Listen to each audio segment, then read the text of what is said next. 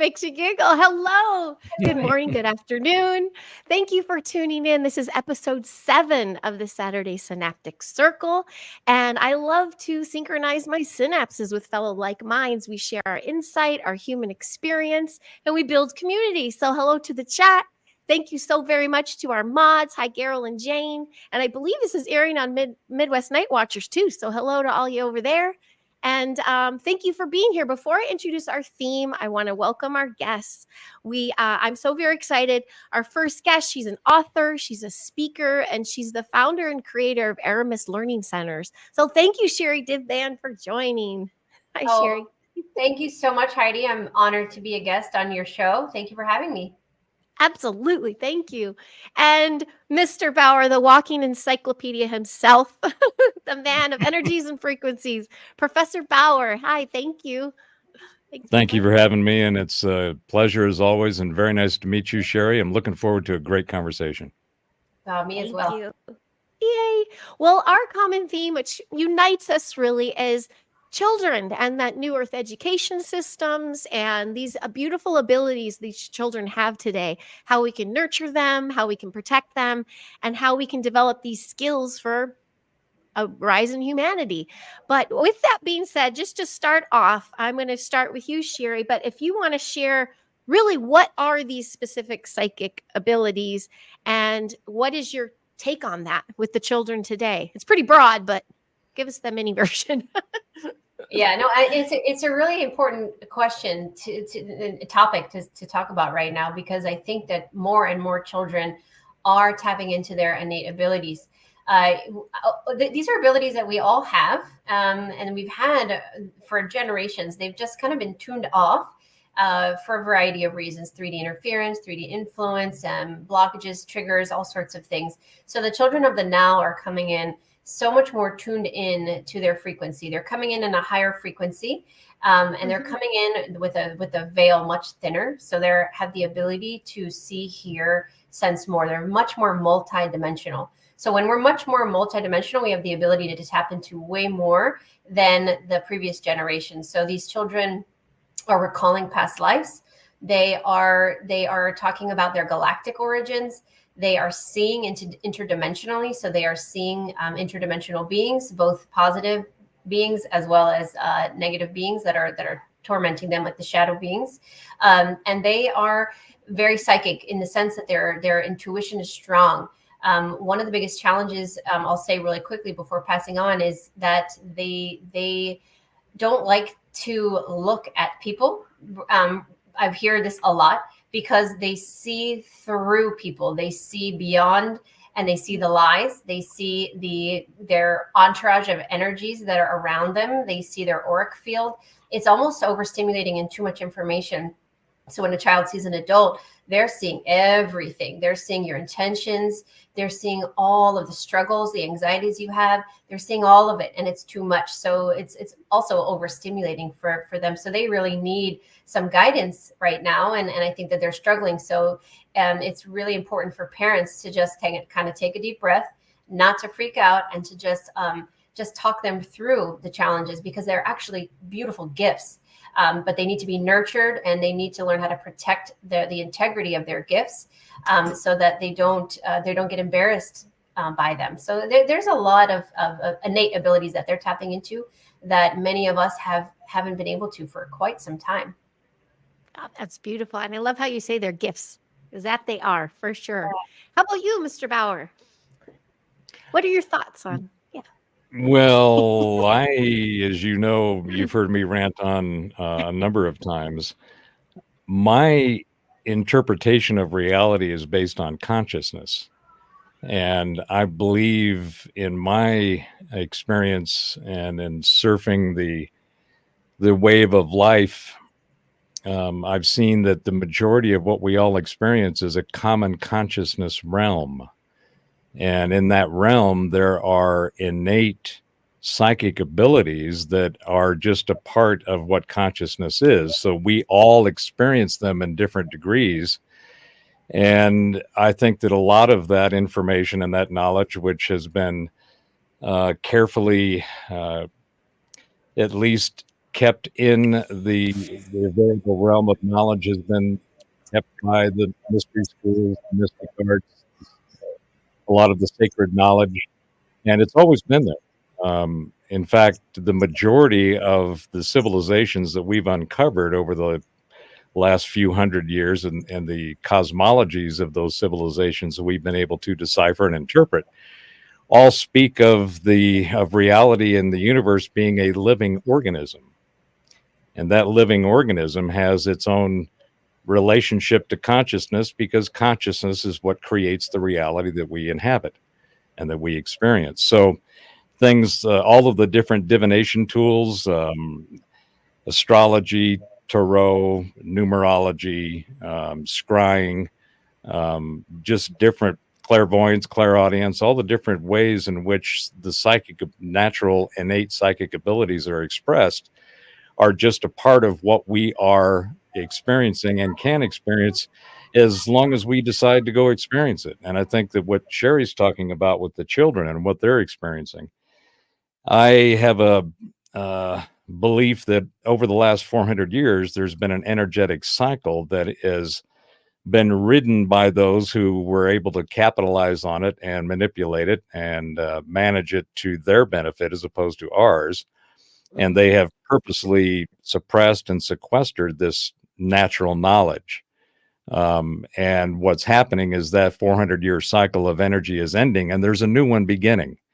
And I think what Sherri is talking about in particular is what we're seeing is these children that are coming in now are a part of this new energetic cycle that is emerging. We're in kind of a cross between the ending of the old energy and the beginning of the new energy.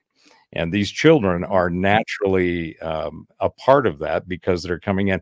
I know personally because I have 3 grandchildren, and all 3 of them, in particular, my most recent one, my granddaughter, who will be a year old in a couple of weeks, I just look at that child and I know that she is from another realm. There is a spirit about her that is not from this place, but it is here to inhabit this place. And I think that's what a lot of the children are beginning to experience. And when we get into more of the scientific stuff, I've got a video. I'm not sure if any of you know of Caroline Corey, but her documentary on superhumans and making the invisible visible. And in particular, the clips that I have are on children being able to connect with and express and experience this invisible psychic ability that we all have, and watching them connect to it is very profound. So I'm looking forward to sharing that. Beautiful. Yes, I want to see that. And I love how you brought in that old energies changing and the new energies coming in. Because I was going to ask you what you saw the difference between then and now, yesteryear and today, with the children coming in. And you also brought up something very important is the education of them. So I think maybe we can chat a little bit about that. That is our job now, to protect them and to curate this education system to keep their skills active, get them more online, get them blooming a little bit more. And I know, Sherri, that's part of your expertise. So maybe you can share how you're spearheading that with your curriculum and with Aramis, and how that is. How are all the children coming in and finding you? Is there an upkick lately, or what do you see happening with that? Yeah. Oh, that was a lot of questions in one. Well, speaking of education in general, I think that that is how we can foster the gifts that the children have. The current education that we've had for many generations is truly just an indoctrination. It's indoctrination of our children, and it really dims their light, and it really derails them from those innate abilities that we talk about, because they are essentially programmed from the moment they come in. At the vital age of 5, 6 years old is the time in which children teeter between the multidimensionality to the physicality, and a lot of them anchor in around 5, 6 years old, and they become more human. So that multidimensional aspect of themselves, if it's not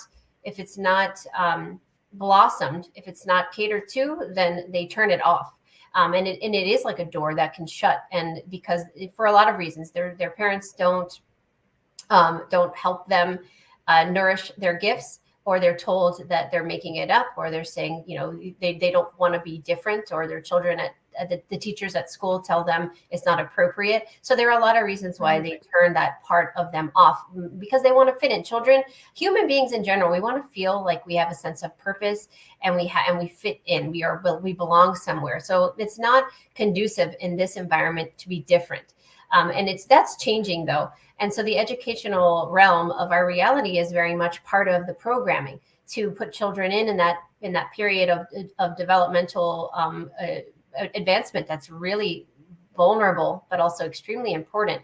And when children go into that part of their life and they lose that aspect of themselves, they're much more easily controlled as adults. So it's vital that we start with children at a young age to teach them who they are, to allow them to be unique and different, and to allow them to be multidimensional. And it's okay to talk about past lives. It's okay to talk about the fairy realm that you've come from. It's okay to talk about your Andromedan family. It's okay to be able to bring all of that information forward, because it's accepted, and we nourish it and we expand upon it. So Aramis Creative Learning Center never started as a curriculum-based educational it wasn't a school. It's still not a school. I was trying to create something that was missing. I never wanted to take on the education, that division at all, because it's so corrupt. So I thought to myself, let me just create something a little bit different. Let me create an esoteric metaphysical center for children, much like we have Sunday school that's religious based. Why don't we have something like that for the spiritual families, those children that are struggling to find someone that understands them, where I get parents calling me literally 15, 16 times that, because that happened to me. I had a woman call me 15 times in a row until I picked up the phone, but she was desperate. She said, I don't know what to do with my son. He is talking about other lifetimes and being on Mars and dying in battles as an extraterrestrial. Who can I tell this without him being admitted to a hospital? Please, you're the only one I can talk to. And these children not only are they desperate to be able to speak about this freely, but the parents are desperate to find somebody that can help them be that safe space without reacting in a negative way, because they don't understand. So children need a space to be able to express their knowing, their truth. So I created Aramis Creative Learning Center as an opportunity or a platform for children to take classes and learn about crystals, to learn about Reiki, to learn about mindfulness, to learn about multidimensionality, what that is, to learn what a starseed is. You'd be surprised how many adults walking around who hear me say the word higher self, and they email me and they say, Sherri, what does that mean? I don't understand what that is. And it's surprising to me, but really not so surprising if you think about the world and how we've been programmed. But the children know, and the children learn, and they want to learn about how to use a pendulum, how to use tarot cards, sound healing, remote viewing. This is all natural to them. So a class for them in an hour could be a 6-week course for adults, because it's a lot harder for adults to work through those blockages, because we're so trained to use the left brain, where the children are way more tapped into the right brain. They're less logical, they have less blockages, and they're so natural at it. So I try to offer classes where children can embrace these topics that they're not learning in school. How do you navigate conflict? How do you navigate challenges with emotions? All of that. My kids were just screaming too, Heidi, so don't worry about it. I had to mute myself because they're in the hallway screaming at each other. How do you navigate challenges with siblings when you get really mad? It's not appropriate to punch your brother in the face. So how can you navigate these challenging emotions? Children need to learn these things so that they can go out into the world, and they're more balanced, and they're more grounded, and they're okay with being unique and different. And so that's where I believe that the educational paradigm is heading. And then eventually, the word curriculum is a trigger word for a lot of people, Heidi. We don't have a curriculum on purpose. I don't want to ever have a curriculum, because it's an ever-changing flow of what we and the children, because the children have the ability to speak their mind and what it is that they want to learn. It's all about real life relatability. So how can a child learn math while understanding while they're learning math. So no Yeah. worksheet. I'm not going to sit there and do 100 multiplications of this different things in the multiplication table, or minus, or addition. Let's go out and do some gardening and measure our garden beds. Let's go cook something in the kitchen and measure the ingredients and learn math that way, learn science, and all these things that we learn in a classroom for 6 hours a day under fluorescent lighting with being lectured. Instead, let's take them outside and let's show them how they're going to use this later in life. So then they're engaged and they want to learn and they feel comfortable and excited. That's what Heidi's doing, and that's what we're trying to do. And I believe that what the education that I see in the future is not how we have it designed now with the public schools, where there's one curriculum that's set by the state, or really just the country, or even further, the government. But that's a whole other thing. It's more community-based. What do we need to learn? What do children need to know about Florida, living in Florida? What do children need to learn in Canada? What are children needing to learn in California or Australia? So it needs to be catered to the environment, and so many more things than just one umbrella. So the curriculum needs to be evolving and ever changing. So it's conducive to what the children need to learn at what developmental stage that they're in. I'm so glad you mentioned that, because I as well, it's like a word that makes me go, yeah. Like the curriculum, it's alive, it's breathing, it's evolving. There is no set curriculum. And we're proof positive that this form of protection and bringing their skills out by we do qigong and scalar toning and gardening and cooking to do math, and we clap and we move and we use rhythm and frequencies. It's bringing their skills, their star knowledge they come in with that may be dormant, or maybe they don't have parents that see them. It's bringing it out and it's bringing it up. And we're helping them shine a little brighter. So I think that's so imperative. And Lakeside Laura, I'm so sorry. I think scrolls is going pretty fast. Were you asking a question? We have some questions from the chat. And was it about your son? I mean, your grandson with his dream? He woke up saying, why is the sun going to explode or something? Was that the question? You let me know. Put it in caps in case I miss it. And then if anybody sees that.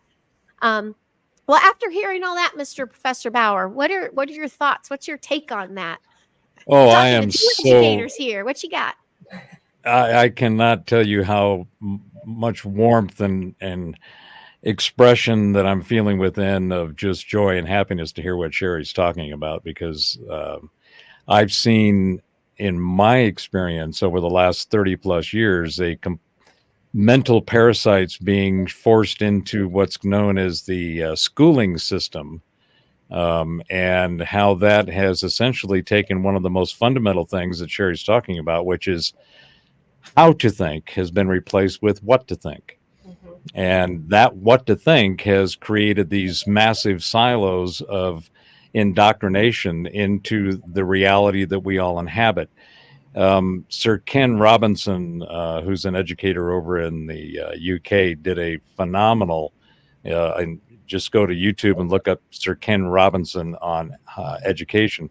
And basically what they did is he went through and looked at how the education system has basically become a factory. You run biological carbon-based units, our children, through this system, and you stamp them into forms and into silos with the approval that they have learned whatever it is that needed to be taught in order to manage and participate in society and be a productive carbon-based unit in the economy and being productive for manufacturing and agriculture and all those kind of things. But the real problem, I think, and Sherri's hitting on this in spades, the idea is not to teach, it is to expose children. It's to give them access to the information that is available in the world, and particularly about what are their proclivities, what do they resonate with, what does a particular child feel an energy towards, whether it's writing or it's art or it's music or it's building, it's working with their hands, it's whatever it might be.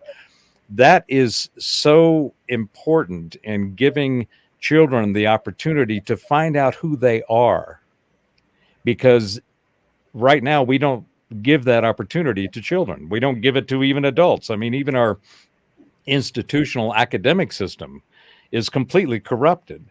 And this whole thing about when people started raising hell about the student loan forgiveness, I said, every time I look at stuff that doesn't make any sense, I have questions, and I want to know how that answer, what question did you use to get to that answer, and that we must forgive this debt. Well, it's like, well, wait a minute. In the business world and any kind of exchange of any kind of economy and IP, intellectual property, product, service that you do, if what you deliver isn't of any value, then nobody's going to buy it. Well, apparently these degrees that were these stamped piece of papers from these accredited institutions of authority have sold a product that didn't have an ROI.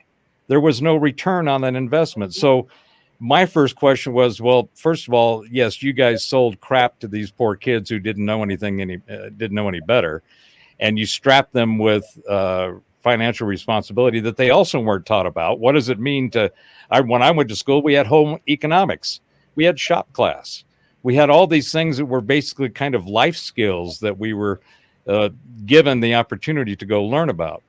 So when they said, well, we got to forgive the student loans, I said, well, wait a minute. If the academic institutions are selling product that does not return on the investment that the students signed up for, why aren't the academic institutions being held accountable?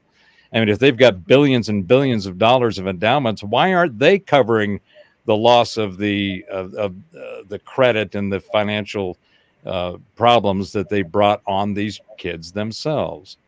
And that all goes back to, hey, well, we didn't teach them how to think or anything about learning who they are. We just simply told them, here's what you're supposed to think. And therefore, that's what you should know. And in order to be a productive member of society, you can now go forth because we've stamped this piece of paper with our name on it. So the real important thing, in a long way around my Harvey's Barn rant here, is if we're not giving children the opportunity to explore who they are, and I think music is one of the most important things that should be exposed, all children, everybody, even adults, should be exposed to, is you can learn all the math, the science, the history, language, cultures. You can learn just about everything you need to know about life that are the important metrics with which you gauge your participation through music. Whether you're a musician or you are simply an aficionado and a consumer and a connoisseur. And the resonance, the science behind all of that, sound, light, all those things are available through understanding what music is. So for me, hearing what Sherri's doing is just, especially when you're talking about the ability, looking at some of these as a topic of our show, is the innate psychic abilities, remote viewing, telekinesis, non-local consciousness. These are all things that are a part of our natural experience that we have within consciousness. And unless children are exposed to that, they'll never realize the fullness of what life and the conscious experience that we have has to offer. Yes. And Miss Lakeside Laura, so this is an example of what the school is teaching. However, I see this and I'm like, well, are they talking about like the portals opening up and stuff? But it sounds like this is what so now her son is having nightmares. He's waking up saying, why is God allowing the sun to explode? And, all these kinds of things. We have this beautiful Kung Fu class, and there's a little boy in there, different schools. And he's got bullies, and he's in an environment that, he goes to Kung Fu to get his energy out and feel stronger. But I listened to the mom share stories about this school, and oh my gosh, Sherri, I'm just like, we need to spread ourselves even more, because it just broke my heart. It was like, how could this be going on in this day and age? Because what we're witnessing, we are literally witnessing these starseeds, these children. We see humanity rising. We're watching children build compassion and empathy, and just by giving them the grace to learn at their own pace and to, sharpen their skill sets and to tell them they're important. That's just not happening in the regular school system, in my opinion. Well, if they're not, if they're carefully curated and crafted to go be productive members of the society that we inhabit, then you can't let them have all these wonderful skills and abilities and find out about it, because they're not going to fit in. And the problem is our society. It's not the children. It's not the people. It's the society that's been crafted and curated to this chaos in the conversation. So, well, Heidi, what you're doing with your classes, and Sherri, I mean, this is the future. This is Yeah. what you guys are actually curating, the next wave of humans, the Mhm. intellect of the future, the ability to be productive in a way that we're so much in need of. And I think what you guys are doing is proof of what I keep saying. I'm extremely optimistic about the future. I see, even though with all the crap and stuff that's going on now, you look at it and you go, well, where's the hope? I mean, it looks like there's a lot of stuff swirling around the bowl on its way down. And it's like, yes, there is, because a lot of it, the majority of it, needs to be flushed. Mhm. And our institutions, the everything that we do in society is broken beyond repair. It needs to be replaced. And it starts with the Mhm. education system. Once we have people who are educated, it's like what Mark Twain said. He says, I never let my schooling get in the way of my education. And Mhm. being educated, being able to learn, and that's the other thing, is that people need to realize that learning is an ever ongoing experience. You never stop learning. I'm closer to 70 than I am to 60, and I'm still learning. And every day for me is another just magical moment of waking up and going, what am I going to learn today? What am I going to go play with today? What's going to be revealed? And what am I going to find by poking around in all of the wonder that's out there? So Mhm. wandering in the wonder and pondering the possibilities is two of the most important things that I think all of us should be doing. And Yeah. what we're seeing, I think, is a great reveal of truth and a knowledge. And Yeah. I am Yeah. one, as I said, I am so optimistic about the future. I feel so good about Yeah. what's on the other side of the dumpster fire that we're all navigating around now. It's And wonderful. And you two are just perfect examples of what I'm talking about. And my heart goes out to you. Thank you for what you're we doing. got the Sherry. Oh, yes, thank you. You brought up a good point, Robert, too. I think historically, the education has been a privilege. I mean, look at all the children around the world who are not educated. They're not allowed to be educated because it is, in essence, a privilege. And that's by design, by the 3D, what I call the dark players, the powers that were in control. So they're only going to allow children to learn what the trades that they want you to learn, that's conducive to their game, this grid system. But when I spoke about before, me having the idea of the Creative Learning Center, of esoteric and metaphysical and all these fun extracurricular classes, how it's evolved over the years is an important part of the journey for me, because I never wanted to take on the education system. But as Robert said, the education system is collapsing in front of us. And what I learned in the Mhm. last 4 years of Aramis Creative Learning Center is that it started out as an extracurricular Sunday school type of thing, right? But what I realized through the pandemic and all of the lies and manipulation and everything that came out, and the truths that did come out of that period of time, was that our children aren't learning anything. They are being indoctrinated. So there isn't any education. The key is knowledge. So how can we create an environment for children to learn and to expand their knowledge? Because why there are so many wise children. And I asked my middle son one day, if you could have any superpower, what would it be? And he said, Mama, I would have all the knowledge.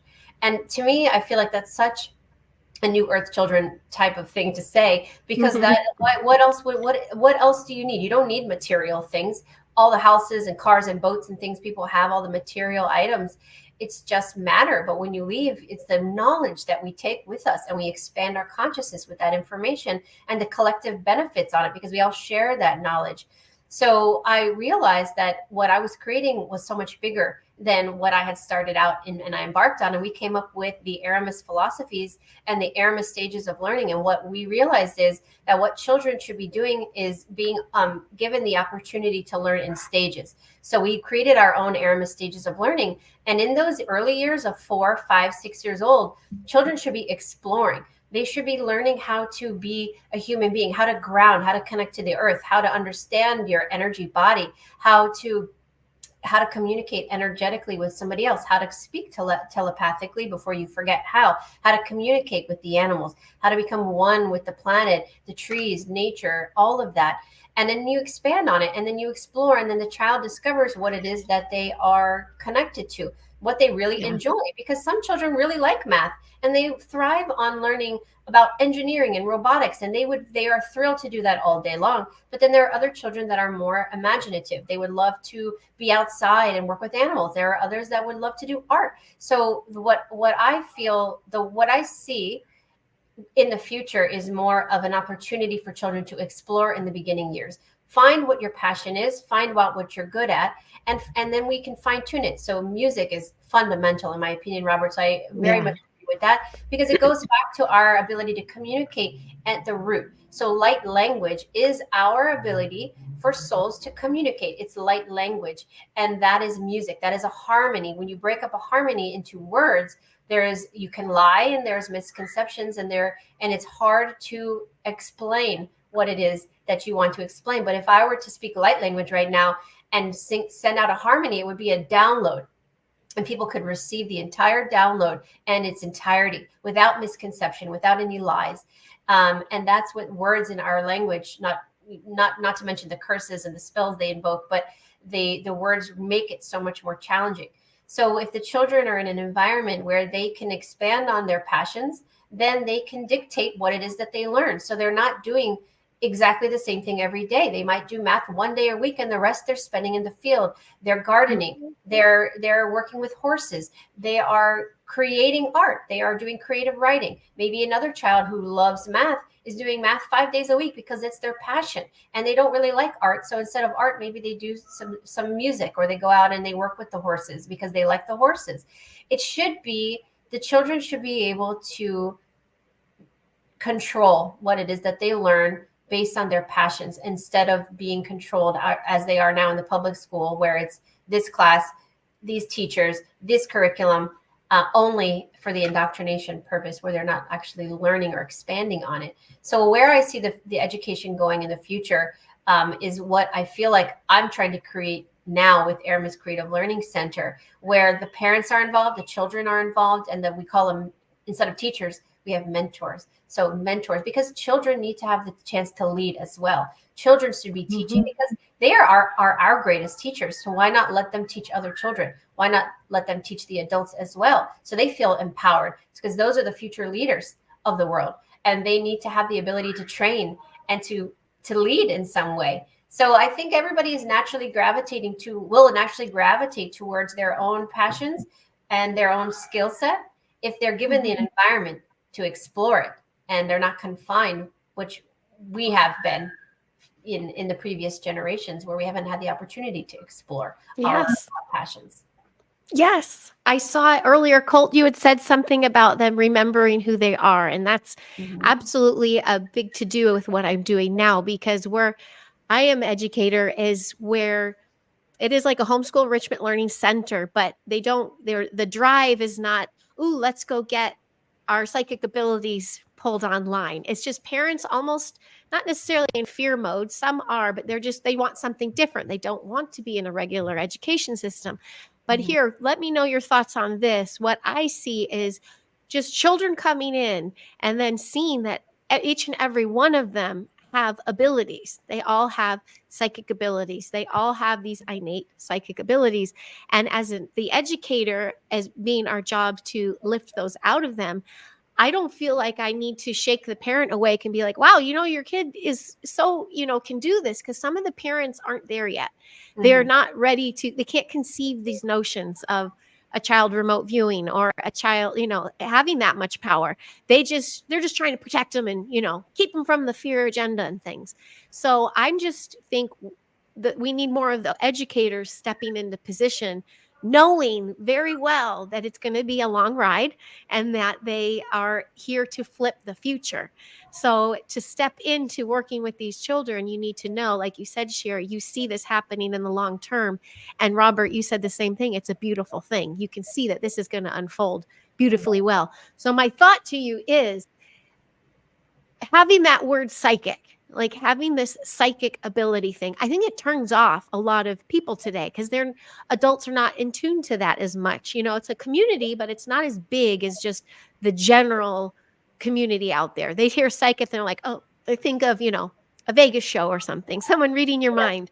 So I love how if we can tap into that a little bit more of how normal it is and how a psychic ability is just like someone said before, walking into a room and feeling the energy out and balancing your frequency.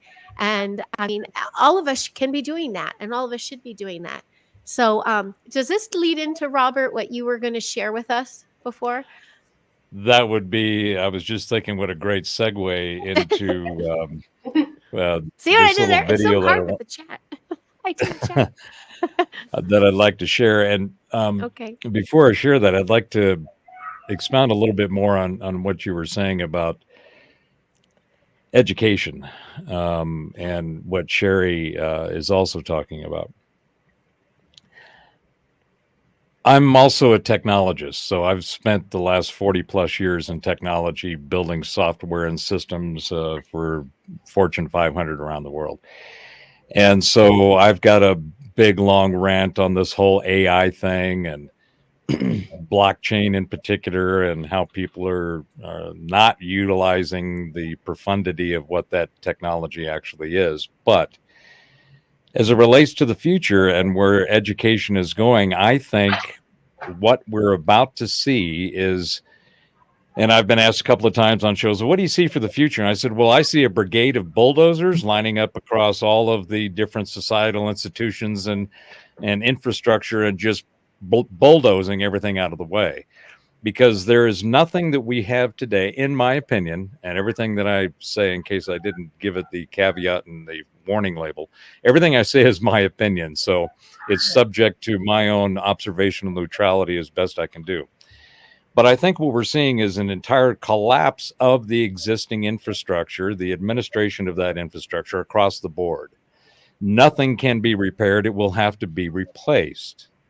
And as it relates to the academic and education or schooling systems, I think we're going to see something quite profound in the future. And I think that the two of you are on the forefront of what I see as this change. And that change is this. The established academic systems for schooling have been in this stamped silo kind of model, where you get a degree in this and a degree in that, and they're coming up with stuff now that have words that have changed meanings, and they group them into these new little categories of ideologies, and you go, well, now I have what I went to school, the liberal arts degree is not what it is today.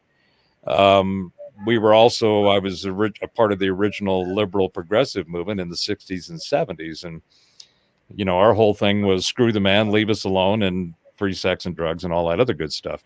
And that's not what they talk about today. It's completely different.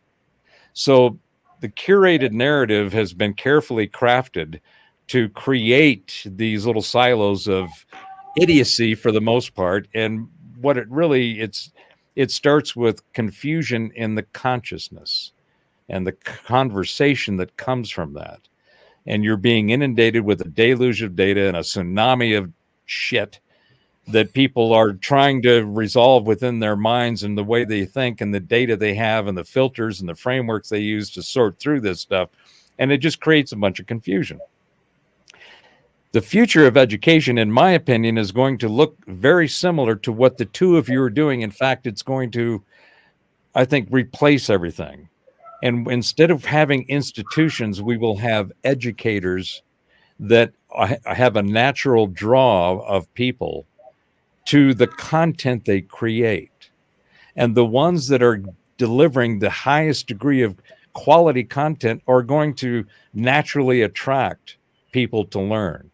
What we're seeing right now, and this is happening in the podcast world, but you have platforms like Kajabi and Skillshare and a number of them that are popping up where you have individuals who have created their own curriculum, their own set of data and training that they put up there, and people are flocking to it. They're going and they're learning something without all the filters, without all of the nonsense and all the crap that's been wrapped around it. And these people are not only thriving, but the students, the people who have come to find and to learn, to explore, and discover all of this information that's been manipulated and mangled and sequestered over the centuries, are finding out that the reality that they have been inhabiting is not what it is at all. And that truth is going to come from individuals like you two. So I personally think that the education system and what we're going to see in the future is just going to be so rich and so wonderful and so filled with this incredible spirit of knowledge and learning. People will be attracted to it because they're going to find the resonance within themselves that they didn't know they had, because it was suppressed and sequestered and kept from the natural state of the way we exist. So what you're going to see now, I'll go ahead and try to bring this up. Hopefully it will work correctly. Is an example of what I'm talking about. Uh-huh. So let's see here. Which one do I select? And again, thank you so much to that lovely chat. We see you all there. And thanks, Carol and Jane, for the modding. Appreciate all of you guys. And these beautiful stories. I thank you, everyone, for answering each other, too. There's some questions, and the chat is like, hey, I see this. And it's so supportive. Thank you. I love that community build. I don't see it down there yet, Robert. Yeah, I'm trying to find the right one here. Hold on. There it is. Yes, Rosie Greenleaf. Yeah. She likes to soon the government will no longer be able to control everything. Yes. Being here in California, I think you've heard that word. Get ready, Sherri, curriculum. Newsom's wife put out a curriculum and all the public schools are taking it in, but it's this outrage. Like parents are like, what? So they're leaving in droves. I mean, I feel like each center should be able to do whatever it is that they want to do. And that's it. That's how I feel. It should be completely unique, and whatever it is that they feel their children need to learn, that's what they learn. Exactly. Perfect. And it's curated. You know, I have kids 3 days. Then for one day they go here and another day they go there. So I see your screen here. Let's see what this is all about. Okay. We have a slideshow for our educational class today. So these are what I'm going to show you is some edited clips out of the documentary from Caroline Corey. It's titled Superhuman: Making the Invisible Visible. So give me a 5 by if you can hear it okay.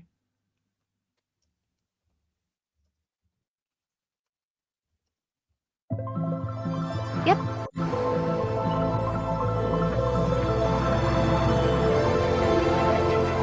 Oh, hold on. I'm sharing the wrong one. Hold on. I'm sorry. I need Was to this share going to the get in your different one. home videos again, Robert? Well, it's the correct one, but not the correct one. Hold on here. Here it is. All right.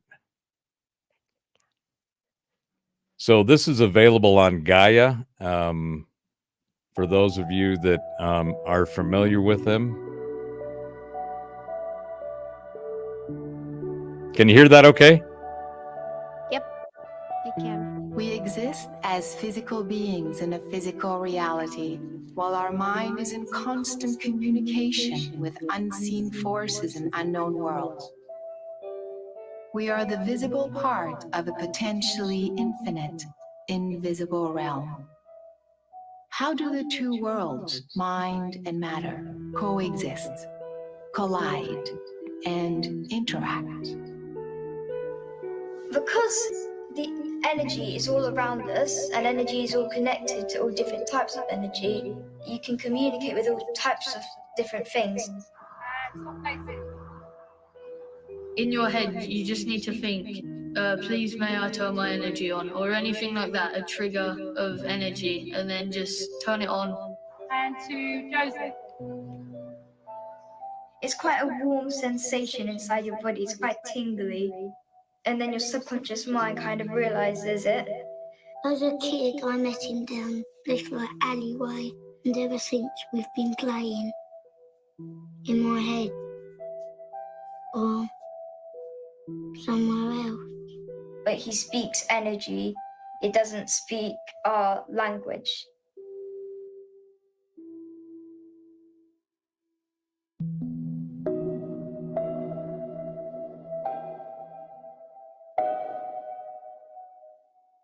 Like many children, when I was young, I was very, very sensitive.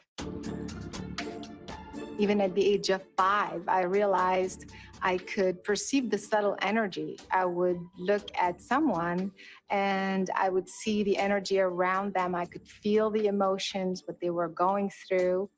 I would put my hand up and I could hear their thoughts sometimes.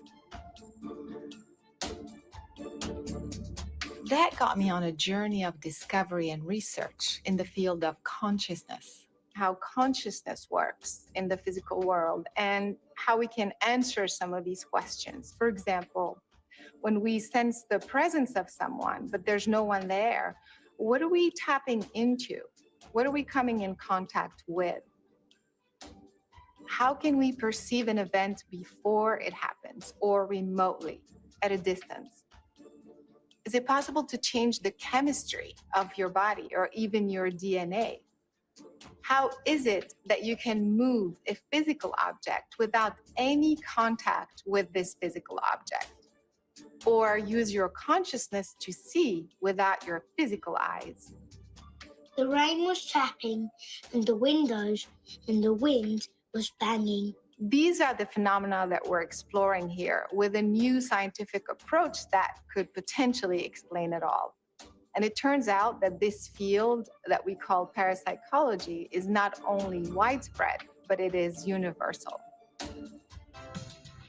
My theory is when we perform PK or any other mind over matter exercise, our consciousness switches the brain from linear functioning, firing randomly in different areas, to 100% capacity, whereby the brain functions as a whole.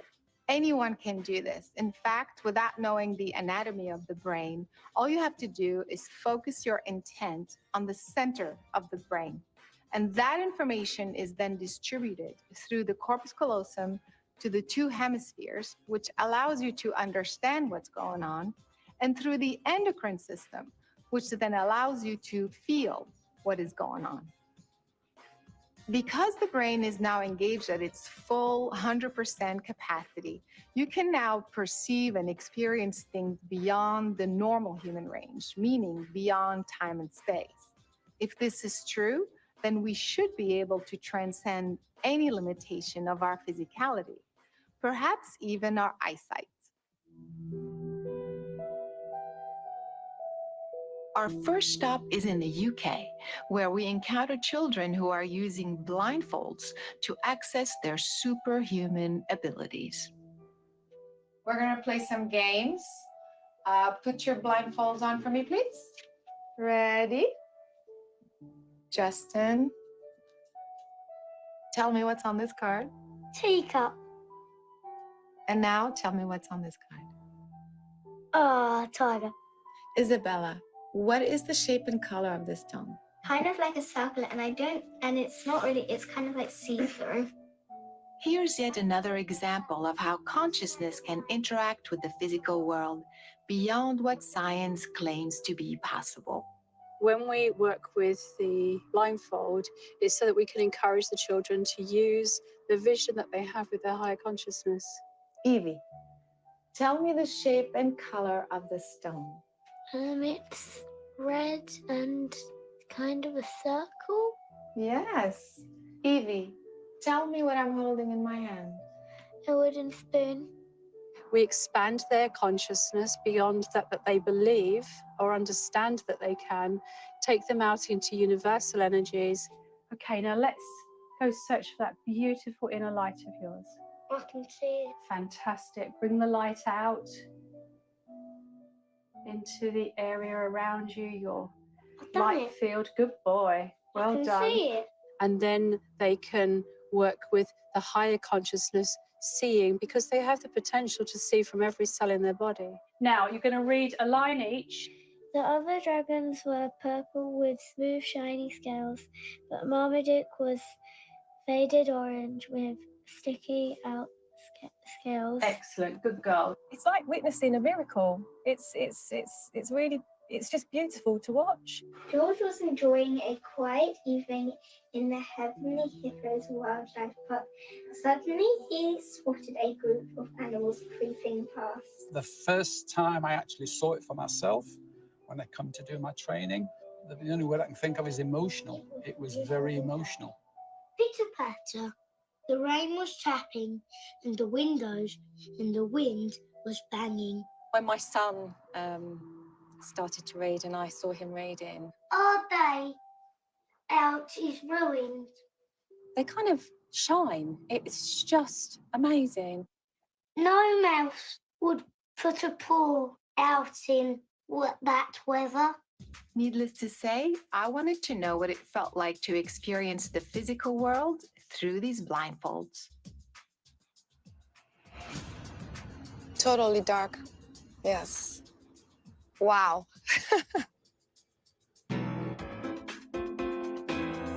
Witnessing these incredible children up close got us on a journey to discovering others around the world who are applying similar methodologies to achieve mind-blowing results. At MPUSA in Ogden, Utah, a blindfold technique called Vibra Vision helps you sense the vibration of various objects in the physical world. All physical matter in the universe is actually a form of energy that's made up of atoms. And those atoms are cycling or vibrating at a certain frequency. Practicing vibrovision gives us the ability to access our sensors and to perceive those vibrations, and then convert it into a usable mental image we call mind sight. Red, yellow, blue, yellow, orange, blue, green. Whoa. We can see the unseen, to do things that are thought of as impossible. 8 of clubs, 10 of diamonds, 5 of hearts. 1, 2, 3. At MPUSA, folks of all ages demonstrate these incredible skills inside the academy and out in the real world. How about the grilled chicken and sausage gumbo? Gumbo. How much do they cost again? To $29.90. Correct. And Colton, what were you just touching? These are fan boxes. All right. What color is that? That's it.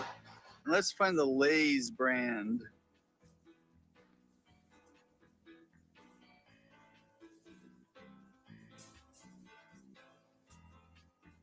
Old Spice body wash. Very good. From Utah, we make our way to Stuttgart, Germany. There, children are using a different approach to the methodology and display skills with impeccable accuracy. In the beginning, it felt a bit weird when I was able to see without my eyes, but after a while, you get used to it.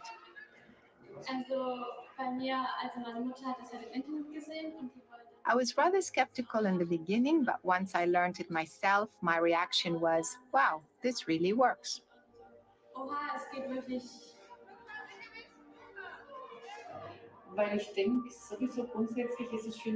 I believe much more is possible than we know.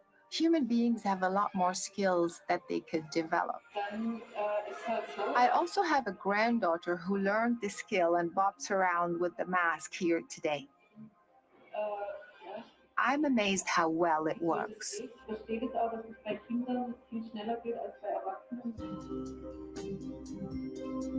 Groups around the world are using various techniques to achieve very similar results.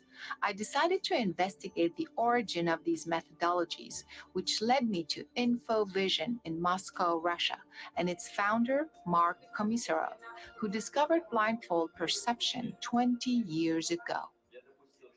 Постарался создать методику, которая, как мне казалось, могла бы активизировать эту способность.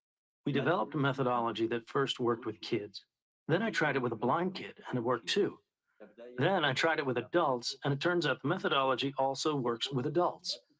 And that is what I've been doing for the past 20 years. Эту способность у любого человека.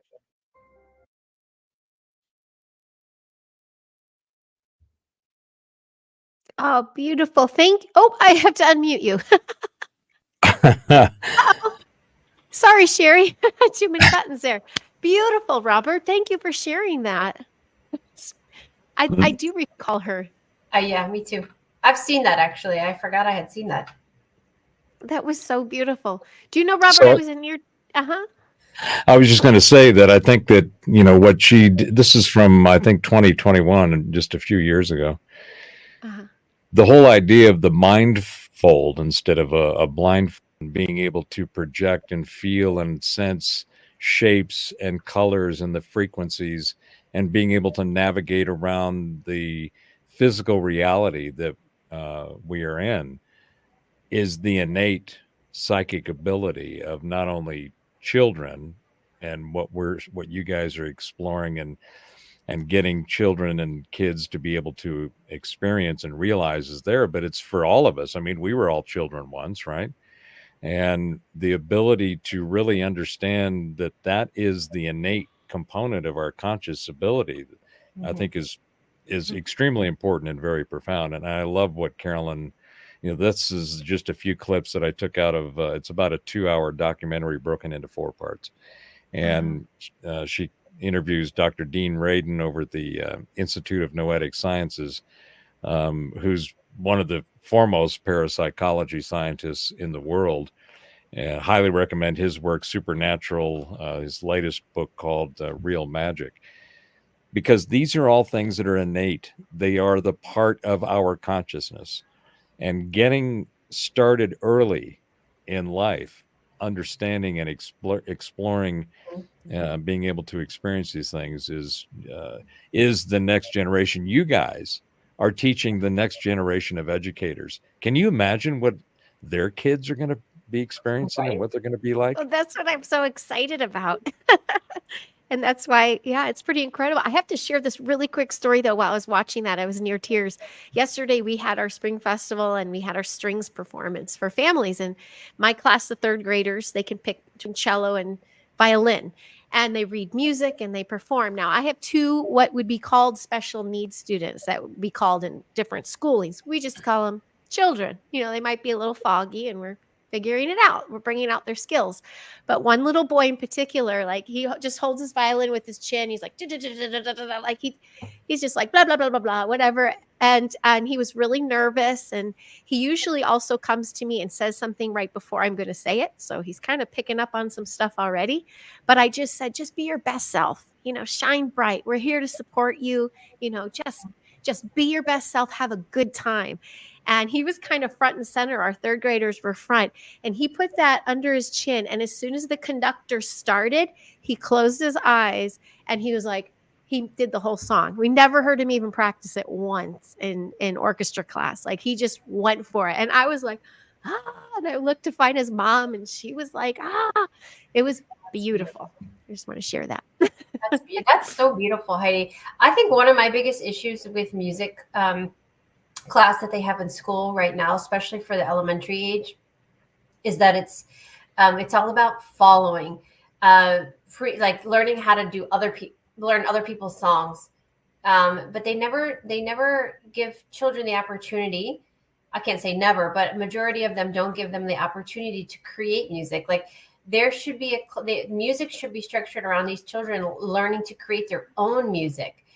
Instead of learning or singing, like my son's in chorus and he has to sing the songs that everyone else is that have already been sung. Why not teach them how to make their own song, their own lyrics, their own music to go with it? Because that's where the imagination comes in, and that's where the creation part. But again, that gives you an example of the public school system and how it's so limiting. Because no, I don't want you to create your own music and your own song. Just follow this one. Let everyone sing the same songs repeatedly year after year. And what do they learn from that? It's limiting their ability to imagine and to create. We're co-creators. We are each individual creators, and collectively we are co-creators. But that co-creation has been limited significantly generation after generation. And this is the generation, though, that the children are saying, no, I want to try something different. I am ready to embrace something new. Give me a different challenge. Let me lead. Let me try this. I want to do that instead of this.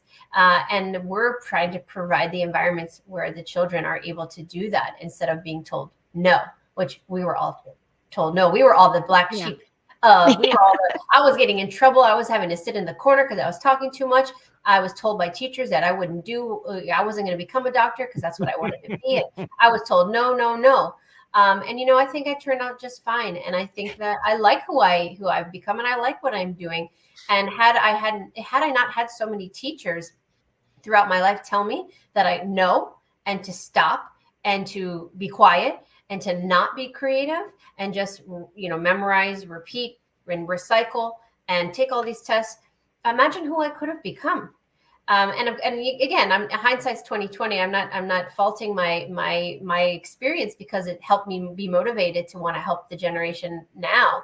But imagine what our children, like I think Robert said, imagine what a couple generations down the line will look like if we allow them to have a completely different experience than we did, and then the next generation grows up already experiencing that beauty, and then infinitely it just grows up and expands upon that.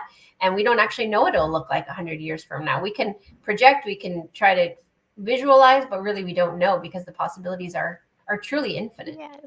Yes. Did either one of you, I know, Sherri, you just said you were a troublemaker, but did either of you have any teacher that you remember and you think about and are just, they did something profound? You're like, wow, I wish all my teachers were like this. Or were they all just like, no? And you want to know why I know that? Because I had a meeting with my ex-homeschool pod about 4 weeks ago, and we had a meeting. And the leader of the group asked the question. I want everybody to think back to when they were in grade school and share a positive experience with the group of a teacher that inspired you. And I'm telling you, I'm sitting there and I'm sweating and I am freaking out, because I'm literally desperately trying to think, and I couldn't come up with one thing. And I said, I don't have any. I didn't have one. Isn't that sad? Well, I'm sharing that because I have one. I mean, that's in 12 plus 4 years of university. But there was one, I was a studio art minor at DePaul, and it was my first day. And I remember collectively, I was picking up energy already. It was my issue in high school. That's why I was a very not a good student, because it was more about the kids in the classroom. I kind of freaked out. But everyone came in nervous. And I remember the lights went dim and this man played Vivaldi. And he goes, just draw, whatever comes through, just draw. And I just remember everyone just like, what's the right thing to do? And then we just all relaxed and we just started doodling and drawing things. That was the whole class. So when we had our rain day a couple weeks ago and we were in our little teepee, and there were a couple really scared kids, like nervous kids. And they're like, oh my gosh, like the rain, it was hitting really loud on the tent. And I pulled out all the drums and then the little bells and frequencies. And I'm like, let's just jam. We just had this jam drum circle, and the collective just went, oh, and they got to express through music. I think it's such a big to do, but I'll never forget that teacher, because I was like, thanks, man. It wasn't so stressful. I had, and then now I get to do that. Well, I had two on the extremes. One was, oddly enough, in 5th grade. It was my English teacher, and his name was Mr. Funk. And he was this old dude who, I mean, we just ribbed him all the time. We'd come in and say, good morning, Mr. Funk. How's Mrs. Funk and all the little funkers? And he failed me in English because I just didn't want to have anything to do with learning English. And now, decades later, I am in love with linguistics.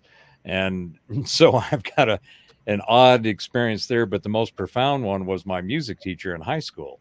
I went to Downey High, which is in Southern California. And my music teacher was Bruce Gifford.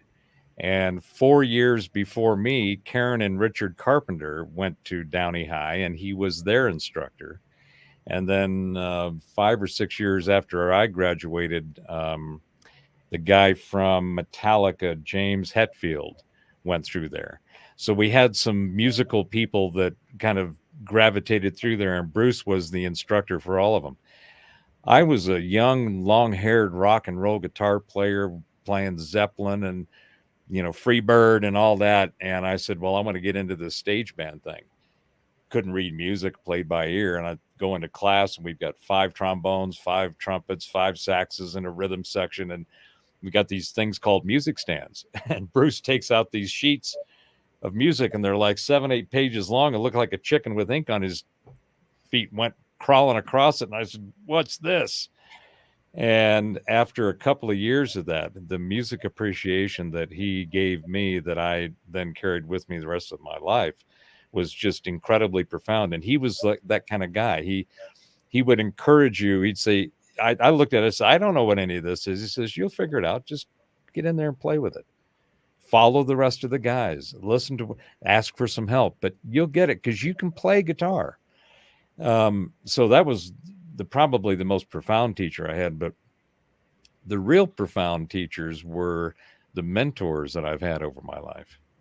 The individuals that came into and the ones that came in and out of my life sporadically, spontaneously, out of the blue, and dropped profound nuggets of knowledge into my noggin. And I went, what was that? And those have been many, and some of my most cherished memories and relationships. Mm-hmm. You said the keyword mentor. So I think that's the future of it, having just a series of mentors to curate a beautiful education. I think too, Sherri, you and I have spoken on your show before about being a parent now in today's age, knowing what we know, but being a parent and watching the world through our children's eyes. That's part of the drive of stepping into this position of we have to change something for these kids because we can see firsthand as the parent what is going on with them. So I think more and more, all those we meet in these communities, everyone has this innate skill. If they can all become mentors themselves, this won't be such a daunting task. We can get through this build of a new system much sooner if people just trust their own skill set too, as the adult and the guardian. So because you just did a call out for more mentors, Sherri, didn't you? And you got an influx of new people. Are you finding more adults going, "Hey, I can do this really well. Let me help out some kids"? Are you seeing that out there? I am. And I love that because I'm not looking for, everyone's trying to send me their resume. And I said, I love the resume. Thank you. But I don't want it. I want the parents and the grandparents or the retired teachers or the frustrated current teachers that don't like the public school curriculums, and they're like, this isn't what I signed up for. I don't like this. I'm not helping anybody. I want people that have a humble nature that are trying to put children first, but they have something to guide them. They have something, a trade or something that they can teach.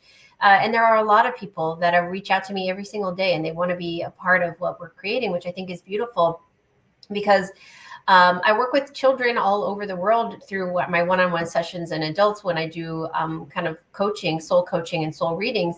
And I would say about 5 years ago, maybe 10, 15% of my clients had their children homeschooled. And there was a big fear of, should I take the leap? Now in 2023 into 2024, I'm at like 70% and higher of my clientele that are now have taken their children out of public school and are either unschooling, or they are homeschooling, or they have put them in some sort of a pod, and the pods are growing exponentially. And that's one thing I will say for the state of Florida, because I moved from Maryland to open up our first physical center here. And I am overwhelmed and grateful for the support of the state of Florida for homeschooler. I mean, it is huge here, and it's very supported. And there's a lot of like-minded communities popping up. And I think that it has to do with parents that are activating and saying, I want something different for my child. My child is not thriving anymore, or not at all, if they're just going in to this, or they're saying, I don't even want to put my child in this public system. So they're advocating. And now they're going out and they're looking for something, and they're saying, I want change. And we're seeing the change because the enrollments in the public school, it's statistics, everyone can look it up, is dropping significantly. And I know that because I talk to teachers that work in the schools, and they're telling me we have a 20-30% decrease in enrollments this year, last year, and previous years. It's happening everywhere in all the states, not just in Florida.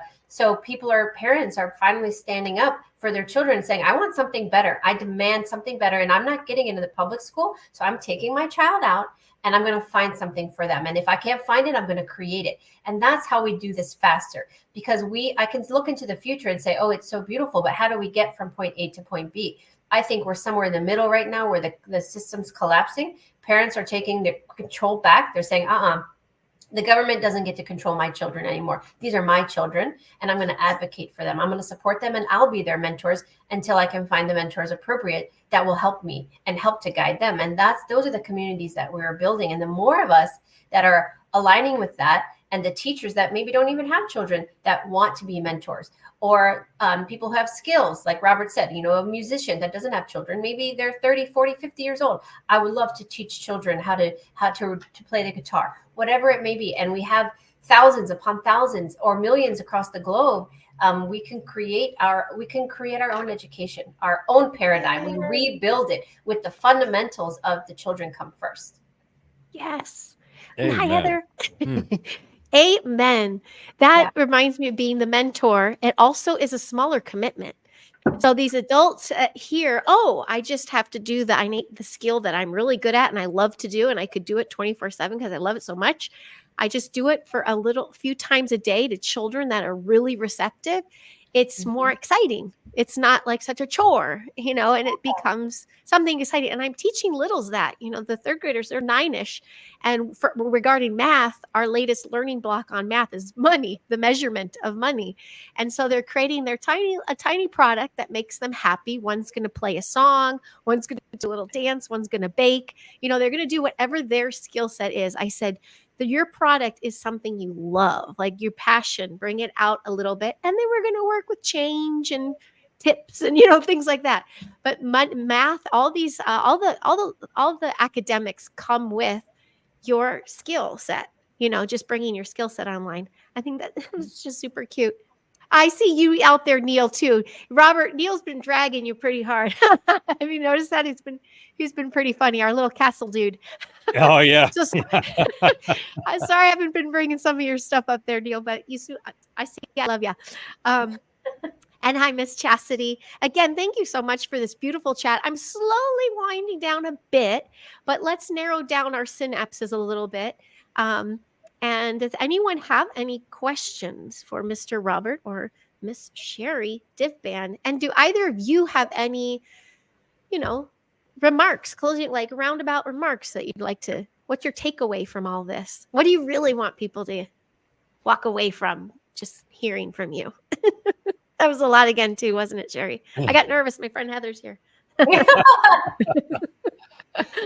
Well, I have to say that the two of you and being able to have this conversation today is exactly, in my opinion, what is needed now, more so than ever. And it is the future of learning and education and the future of our children.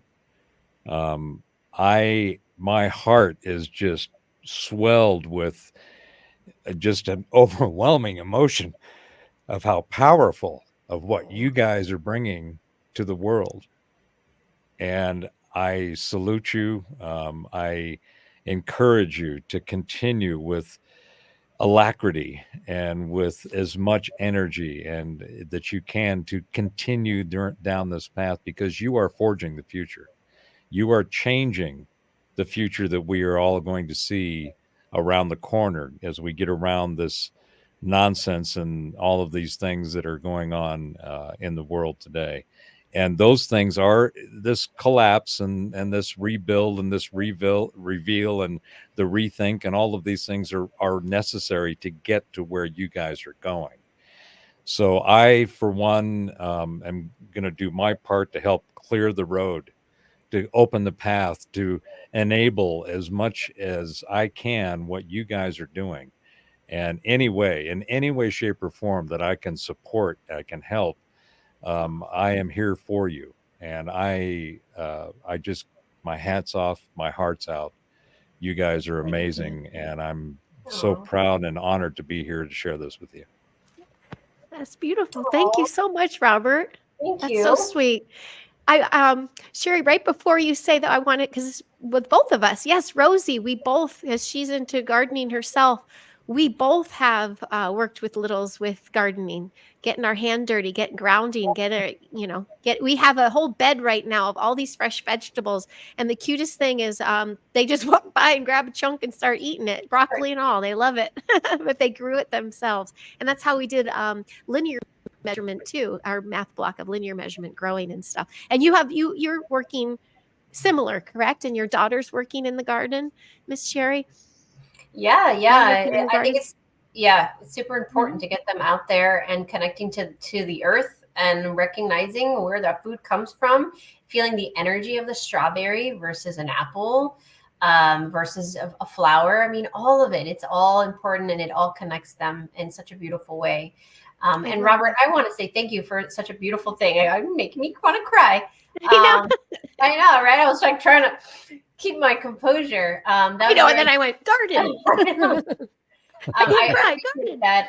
And I appreciate the support that we have of everyone in the chat and people that reach out to me every single day. I cannot respond to everybody.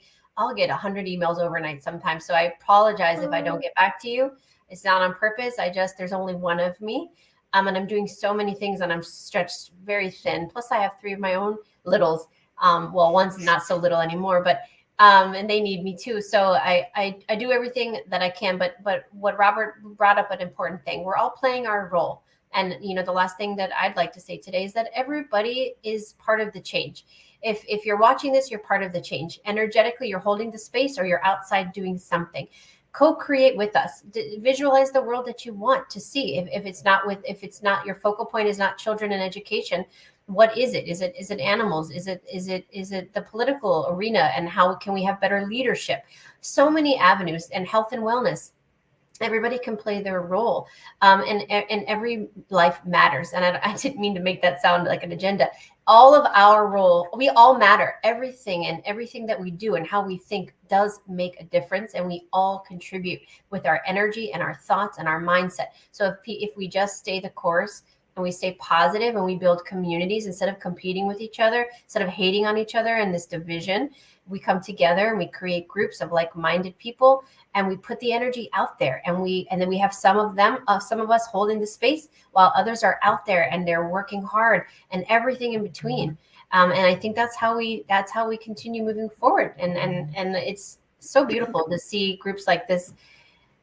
Just everybody supporting one another. I think it's such a small piece of the big puzzle, of just the masterpiece of the collective consciousness expanding and evolving in such a beautiful way. Yes. Those in the chat and the community in general, I don't think we should feel so overwhelmed. I think we all are able to do this together, not just for the betterment of the children, but what's to come. This is the future. Well, I was just sharing our pals. Thank you, Carol and Jane, again for modding. They've been sharing your channels. I also have them down in the description below. But if you do want to share, Sherri, I have a conference coming up too, don't you? I do, yes. I will be speaking at the Journey to Truth conference in Grafton, Illinois, May 13th through the 15th. Don't quote me on the exact days. It's around that week. And it's a beautiful conference. This will be my second time speaking there, and it's a beautiful energy and a beautiful community. So if you can make it, there's still tickets available. And if you can't fly there, you can live stream it. It's going to be a lot of fun. So thank you for bringing that up, Heidi. Yeah. And Mr. Bauer, are you jumping on another show soon? I know you'll be on Mr. B tonight. I'll be on Mr. B later this evening, but I've been working on relaunching the Nexus. So I've got a number of guests that I'm going through the motions of getting all that scheduled and lining it up. And I'm also putting out all of the music from my indie label. I've created a new YouTube channel called Intuitive Sound. So I'm putting all that music up. And then I also have my meditation channel called Mind Treks on YouTube. And that's a series of meditations that I've created from I've started following Taoism back in the 90s and became a Tai Chi instructor, and learning the I Ching and the Tao and the resonance of energy and the way that it's not a belief system. It's just a way. And that's fact, that's what the Tao is known as, the way. And I learned breathing and body and mind techniques. So I've put those into a series of meditation videos and audio on Mind Tracks on YouTube. So I'm working on that. I'm working on my new show. I'm working on getting all the music that I've done up. I also have my philosophy called Informatica, which I've been doing a number of shows on, which is the metrics and the matrix, which is all the things that we've been talking about. So I'm up to here with what's coming out of the mind through the universe saying, hey, go do some of that, go do more of this. And so I'm overwhelmed with an amazing amount of work, and it's just filling me so much with this great energy. And then being able to have this conversation today is just an extension of that. And I'm, right now I've got so much energy, I'm not sure what I'm going to do after the show. I'm going to have to find somewhere to go Make some spend it all. music. Make some music. Well, thank you again. Thank you to both of you so very much. Truly. Thank you, Bauer, for really fueling my fire. And then I'm like, Sherri, do you want to put it in play? So thank you. Thank you. Thank you. Thank you again to the chat. And if you join us next, instead of our Saturday Synaptic Circle, it's going to be Friday. Good Friday indeed. I have a couple comedian buddies. They're on the circuit, and we're going to talk about truth and comedy and that disclosure within red pilling through comedy. So a little bit of a pivot from today's episode. But thank you so much. If this resonates, please share. Don't forget to hit like and subscribe. And thank you so very much for the support. So thank you again, and have a most beautiful day, everybody. Thank you.